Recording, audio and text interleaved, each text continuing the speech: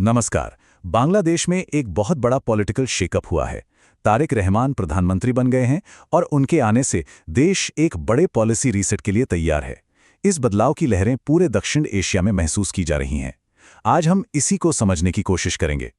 चुनाव के बाद अपने पहले ही भाषण में प्रधानमंत्री तारिक रहमान ने इस एक लाइन से अपनी सरकार का पूरा एजेंडा साफ कर दिया।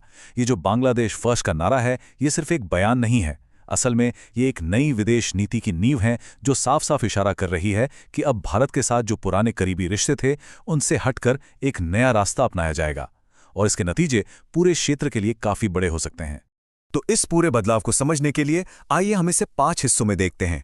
हम चुनाव के नतीजों से शुरू करेंगे, फिर तारिक रहमान की कहानी को जानेंगे, भारत के साथ जो कॉम्प्लेक्स रिश्ते हैं उनकी गहराई में जाएंगे, फिर देखेंगे कि ग्लोबल स्टेज पर बांग्लादेश की नई पोजीशन क्या है और आखिर में बात करेंगे उन घरेलू चुनौतियों की जो नई सरकार के सामने खड़ी हैं। तो चलिए पहले हिस्से से शुरू करते हैं। ये ऐतिहासिक जनादेश।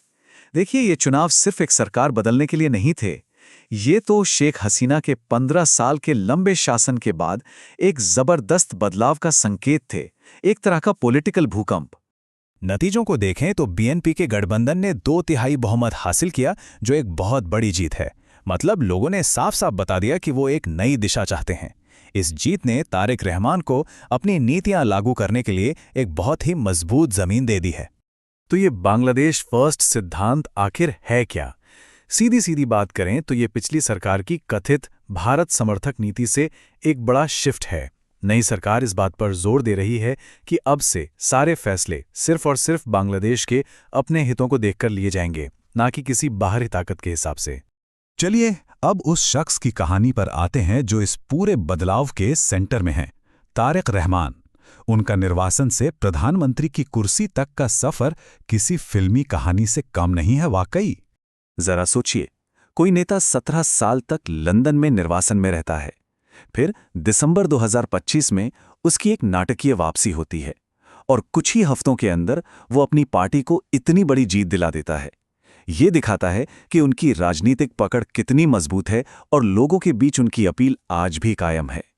लेकिन तारिक रहमान की कहानी इतनी सीधी भी नहीं है। अतीत में उन्हें डार्क प्रिंस भी कहा जाता था। वजह थी 2001 से 2006 के दौरान उनकी सरकार पर लगे भ्रष्टाचार और भारत विरोधी गतिविधियों के आरोप।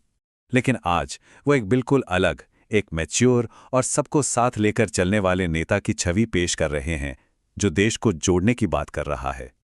अब बात करते हैं सबसे बड़ी और शायद सबसे मुश्किल विदेश नीति चुनौती की, भारत के साथ रिश्तों को रीसेट करना।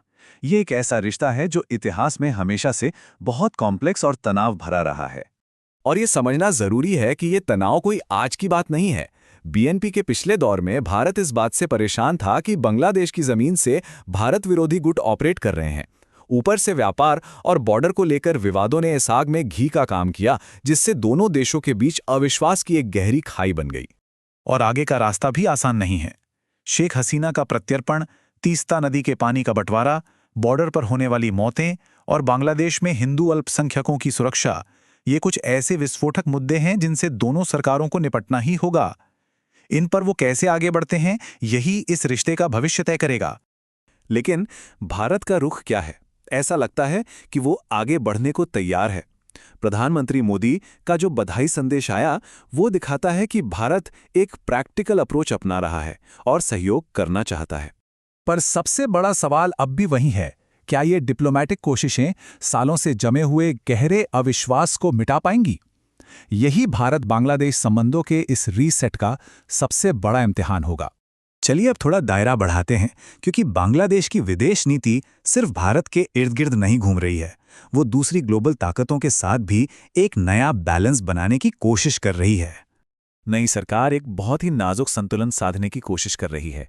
एक तरफ भारत के साथ एक जटिल रीसेट की जरूरत है, तो वहीं चीन को एक अहम विकास मित्र के तौर पर देखा जा रहा है।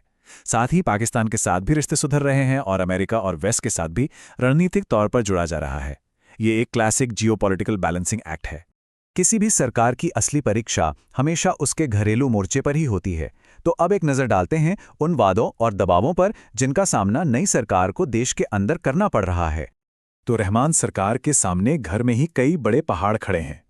लड़खड़ाती हुई इकोनॉमी को पटरी पर लाना, इंस्टीट्यूशंस में सुधार करना, नौजवानों के लिए नौकरियां पैदा करना और समाज में स्थिरता बनाए रखना, ये उनकी टॉप प्रायोरिटीज हैं। इन्हीं चुनौतियों से निपटने के लिए 1 जुलाई चार्टर लाया गया है, जिसे जनमत संग्रह से मंजूरी मिली है। ये सिर्फ कुछ सुधार नहीं है, बल्कि ये पिछले शासन की लंबी सत्ता और पावर के सेंट्रलाइजेशन पर एक सीधा जवाब है। इसमें प्रधानमंत्री के लिए सिर्फ 2 कार्यकाल की सीमा और न्यायपालिका की आज़ादी जैसे बड़े कदम शामिल हैं, जिनका मकसद है कि तानाशाही की वापसी न हो सके। आर्थिक मोर्चे पर तो फौरन ध्यान देने की जरूरत है। महंगाई आसमान छू रही है, बैंकिंग सेक्टर संकट में है और देश का सबसे जरूरी कपड़ा उद्योग, उसे फिर से खड़ा करने की चुनौती बहुत बड़ी है। इन वादों को पूरा करने पर ही सरकार की कामयाबी टिकी है।